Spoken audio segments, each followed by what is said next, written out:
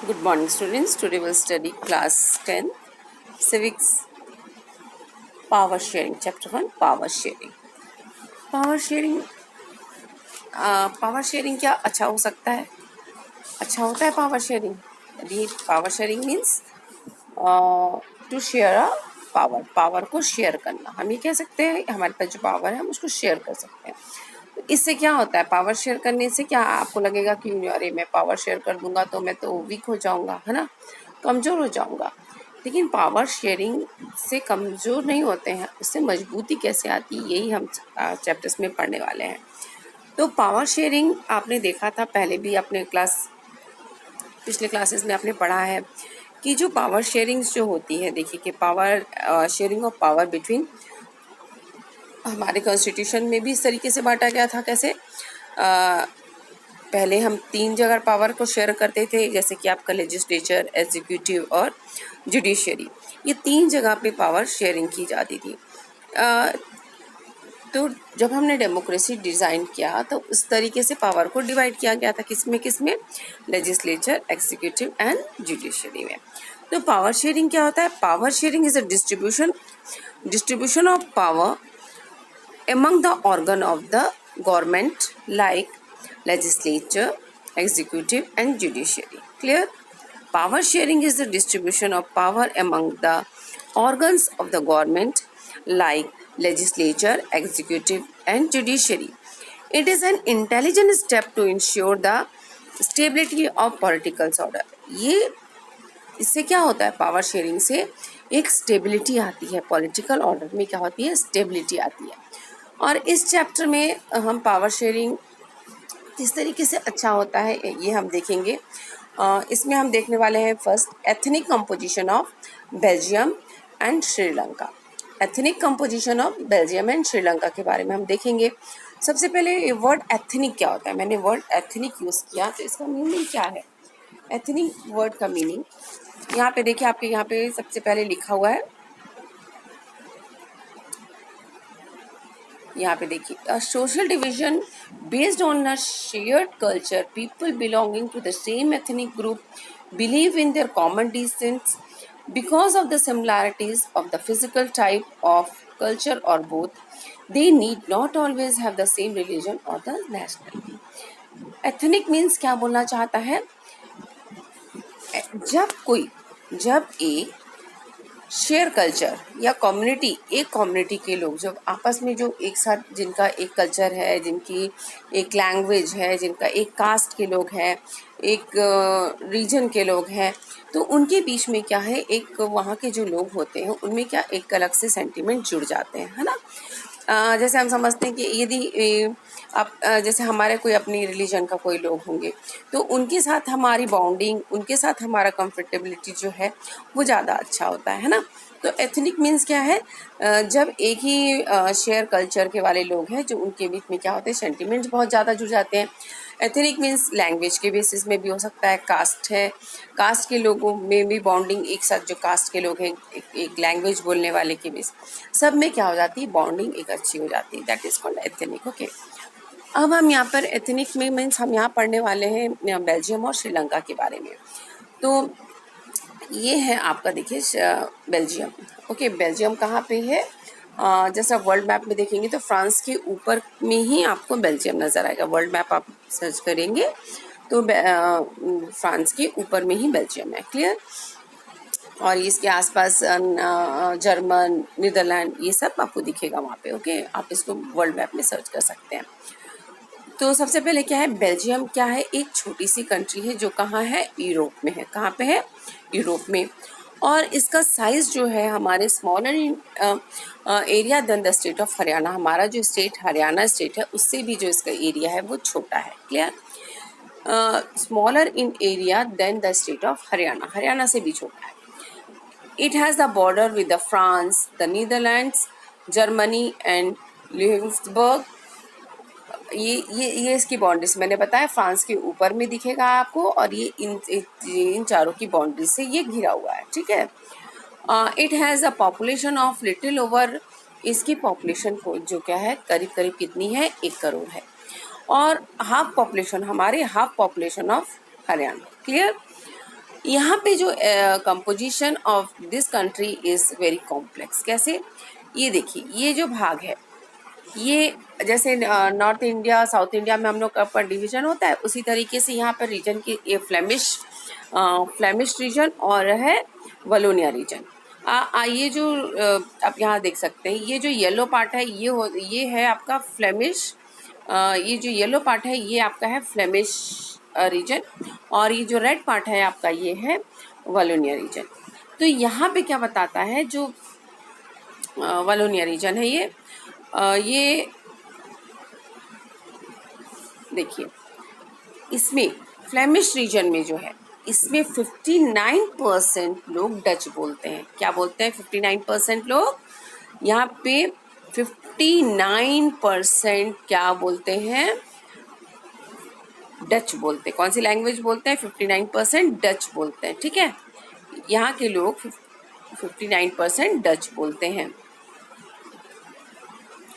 यहाँ पे 59% लोग डच बोलते हैं। क्लियर? और ये फ्लेमिश रीजन है, यहाँ पे 59% क्या बताया मैंने, क्या बोलते हैं? डच बोलते हैं। और वॉलोनिया रीजन है जो यहाँ पे 40%, कितना? 40% लोग क्या बोलते हैं? फ्रेंच बोलते हैं। क्लियर? फिर से ध्यान से सुनेंगे एक बार। ये आपका दो रीजन है, यहाँ पे देखिए, ये है आपका फ्लेमिश रीजन और ये है आपका वॉलोनिया रीजन।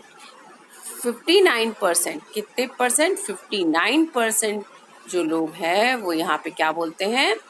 डच बोलते हैं। और 40% लोग क्या बोलते हैं? क्या बोलते हैं? वॉलोनिया रीजन में फ्रेंच बोलते हैं। क्लियर हो गया? अब 59 + 40 मीन्स 99। अब तो 1% बोलने वाले क्या लोग हैं? ये 1% जो यहाँ पे है आपको दिख रहा है, ये जो शेडेड है, ये 1% बोलने वाले लोग क्या है? जर्मन है। क्या बोलते हैं? ये जर्मन लैंग्वेज बोलते हैं। ये कौन सी लैंग्वेज बोलते हैं? जर्मन स्पीकिंग पॉपुलेशन है 1%। हो गया? अब देखिए, अब यहाँ पे जो इसकी कैपिटल सिटी है, ये इसकी क्या है? कैपिटल सिटी है ना? इसकी कैपिटल सिटी का क्या नाम है? ब्रसेल्स। इसकी कैपिटल सिटी का क्या नाम है? बेल्जियम की ब्रसेल्स। जिस तरीके से हमारी इंडिया की कैपिटल सिटी क्या है? दिल्ली है, उसी तरीके से ही बेल्जियम की कैपिटल सिटी क्या है? ब्रसेल्स है। और ब्रसेल्स में क्या है? यहाँ पे ब्रसेल्स में लोग 80% जो है आपके, वो क्या बोलते हैं? फ्रेंच बोलते हैं। और 20%, सॉरी ये 80 है, ओके 80 है, और 20% जो है वो बोलते हैं डच बोलते हैं। ठीक है? क्लियर? दो रीजन में बटा हुआ है, एक फ्लेमिश रीजन है और एक वैलोनिया रीजन है। फ्लेमिश रीजन में 59% लोग डच बोलते हैं और 40% वैलोनिया रीजन में 40% लोग क्या बोलते हैं? फ्रेंच बोलते हैं। क्लियर? और इसकी जो कैपिटल सिटी है ब्रसेल्स, यहाँ पे 80% लोग फ्रेंच बोलते हैं और 20% डच बोलते हैं। देखिए, दिखा आपको? यहाँ कुछ डिफरेंस समझ में आ रहा है आपको? नोटिस तो किया होगा। देखिए, यहाँ पे यदि हम देखें तो जो Dutch speaking is consulted in majority in the country but minority is in a capital city. देखिए, जो लैंग्वेज, ध्यान से देखिए, यहाँ पे देखिए, यहाँ पे जो मेजॉरिटी में है, कंट्री है, पूरी कंट्री में सबसे ज़्यादा बोलने वाले लोग क्या हैं? डच बोलने वाले लोग हैं। लेकिन वही कैपिटल सिटी में कितना है? 20% है, मतलब माइनॉरिटी में है। पूरी कंट्री में जितना जो माइनॉरिटी में है, पूरी कंट्री, ये बेल्जियम की क्या है? ये पूरी कंट्री है। पूरी कंट्री में जो मेजॉरिटी में है वो जो कैपिटल सिटी में है वो क्या है? माइनॉरिटीज़ में है। और जो कंट्री में माइनॉरिटी में है वो क्या है? कैपिटल सिटी में क्या है? मेजॉरिटी में है। क्लियर? वाइस वर्सा है। देखिए, डच यहाँ पे कैपिटल सिटी में 20% है, माइनॉरिटी में है, लेकिन पूरी कंट्री में 59% लोग क्या बोलते हैं? डच बोलते हैं। मतलब ये पूरी कंट्री में वो क्या है? मेजॉरिटी में है। और वही फ्रेंच बोलने वाले कंट्री में 40% माइनॉरिटी क्या दिख रहे हैं? माइनॉरिटी दिख रहे हैं, लेकिन कैपिटल सिटी में क्या है? वो मेजॉरिटी में है, 80% में है। क्लियर? तो देखो इसमें क्या हो रहा है, अलग देखो अब इनकी जो लैंग्वेज है इसमें क्या है, डाइवर्सिटी आपको दिख रही है ना, अलग अलग लैंग्वेज बोलने वाले लोग हैं, यहाँ डाइवर्सिटीज़ भी है। लेकिन हो सकता है देखो यहाँ पे यदि डाइवर्सिटी है हमको दिख रही है, तो इस डाइवर्सिटी के कारण क्या हो रहा है, this led to be the tension between the Dutch speaking and the French speaking communities during 1950s and 1960s में। ये जब मेजॉरिटी और माइनॉरिटी का जब आती है प्रॉब्लम, तो इसमें क्या हो जाता है, कॉन्फ्लिक्ट हो जाते हैं, झगड़े भी हो सकते हैं। The tension between the two communities was more acute in Brussels, और ब्राज़ील्स में क्या है, दोनों वहाँ पर भी बहुत एक्यूट था, ये बहुत ज़्यादा था। Brazil present a special problem. The Dutch-speaking people constituted a majority in the country, but minority in the capital. ये चीज़ अभी बताई मैंने कि डच के लोग जो हैं पूरी कंट्री में वो मेजॉरिटी में है, लेकिन कहाँ पर, कैपिटल में वो क्या है, माइनॉरिटी में है। कैपिटल में खाली 20% लोग डच बोलते हैं, जबकि पूरी कंट्री में 59% लोग क्या बोलते हैं, डच बोलते हैं। तो ये वाइस वर्सा हो गया। हम इसको उल्टा भी बोल सकते हैं, फ्रेंच वाले के लिए भी हम भी बोल सकते हैं कि French speaking constitute in majority in French speaking क्या है, मेजॉरिटी में है, minority in the country, but और फिर कंट्री में माइनॉरिटी में है, लेकिन कैपिटल सिटी में क्या है, वो मेजॉरिटी में 80% लोग हैं। क्लियर। तो ये था किसका था, बेल्जियम का। किस तरीके से उसको लैंग्वेज में बटा हुआ, ये मैंने पूरा आपको बेल्जियम का बता दिया। अब हम एक दूसरी कंट्री देख रहे हैं, जो है श्रीलंका। श्रीलंका में क्या है, यहाँ पे दो सिचुएशन है, इसको अलग अलग देख रहे हैं हम लोग। श्रीलंका कहाँ पे आपको पता है, इज़ एन आइलैंड, कहाँ है, हमारे इंडिया के साउथ में है ना, just a few kilometres off the southern coast of the Tamil Nadu के जस्ट 2 किलोमीटर कोस्ट की दूरी पर है। यहाँ पे जो पॉपुलेशन है वो करीब 2 करोड़ है। ओके। और यहाँ के जो लोग हैं, हमारी जो पॉपुलेशन है it 2 crore about the same as in Haryana के बराबर ही यहाँ की भी पॉपुलेशन है। Clear. Like other nation in the South Asia region, Sri Lanka has a diverse population. यहाँ पर भी दूसरे नेशंस के जैसे ही यहाँ पर भी डाइवर्सिटीज़ है। कैसे, यहाँ पे 2 लैंग्वेज बोलने वाले लोग रहते हैं। Major social groups are Sinhala group रहते हैं और एक तमिल स्पीकर्स हैं। यहाँ मैं आपको इसका मैप से दिखाती हूँ, आप इसके मैप से समझिए। ये है श्रीलंका का मैप, आप देखिए यहाँ पे।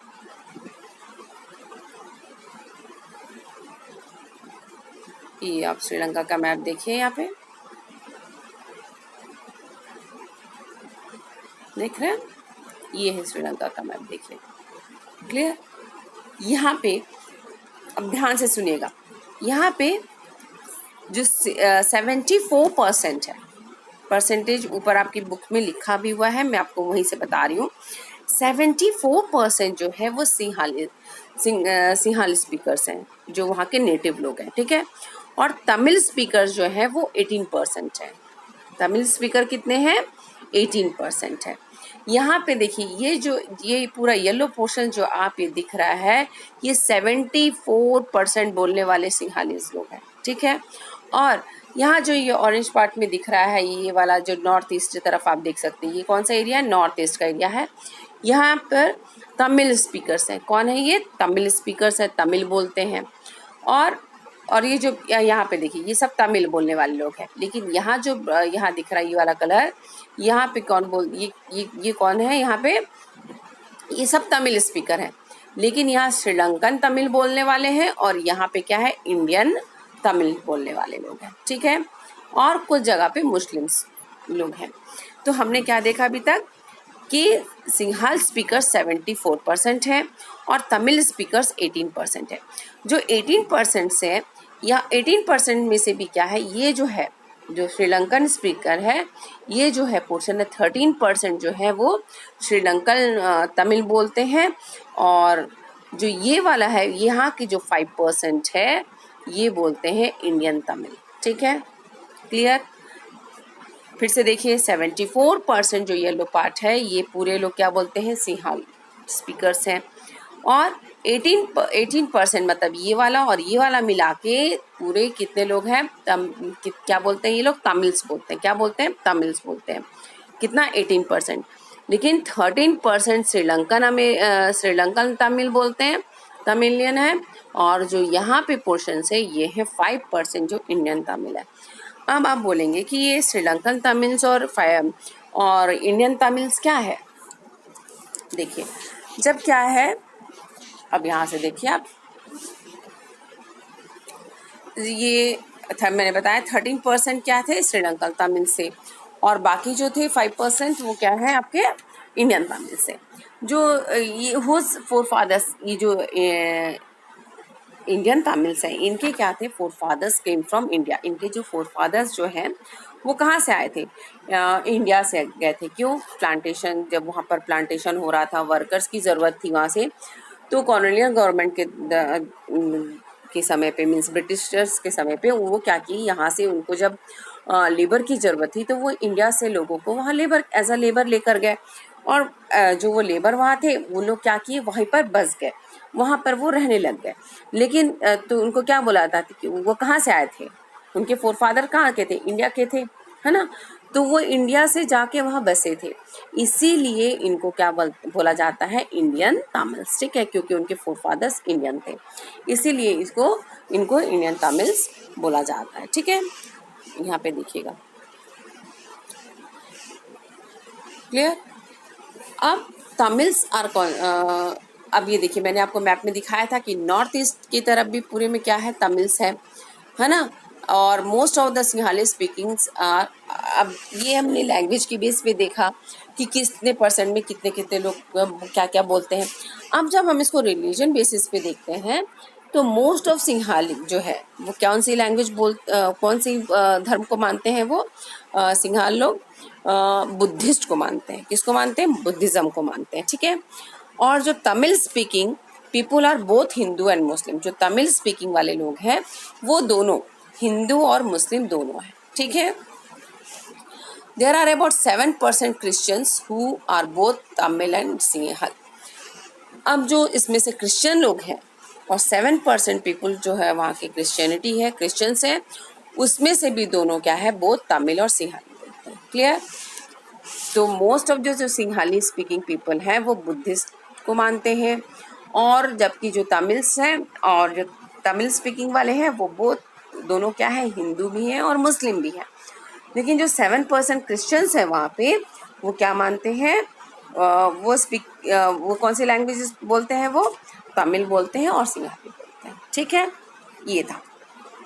अब देखो, just imagine what could happen in the situation like this in Belgium and Belgium, the Dutch community.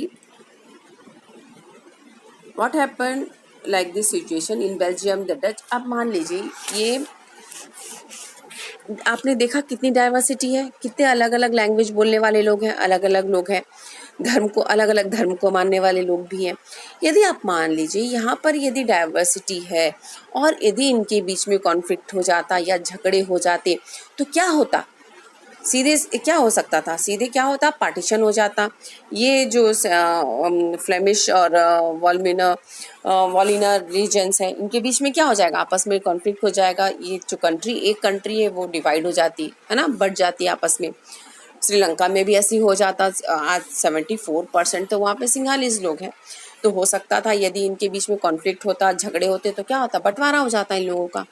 लेकिन देखो, इतनी डाइवर्सिटी होने के बाद भी वहाँ पे German speaking population, this could push the conflict among the communities further. ये हो सकता था कॉन्फ्लिक्ट हो और इनका पार्टीशन भी हो सकता था।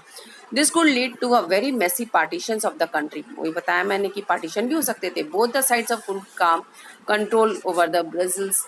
In Sri Lanka, the Sinhal community enjoyed an even the bigger majority and could impose the will by intercompany. Now यदि ये लोग इस तरीके से डाइवर्सिटी को इन लोगों ने क्या, यदि ये लोग इसको पॉजिटिव वे में लेके गए तो कंट्री एक है।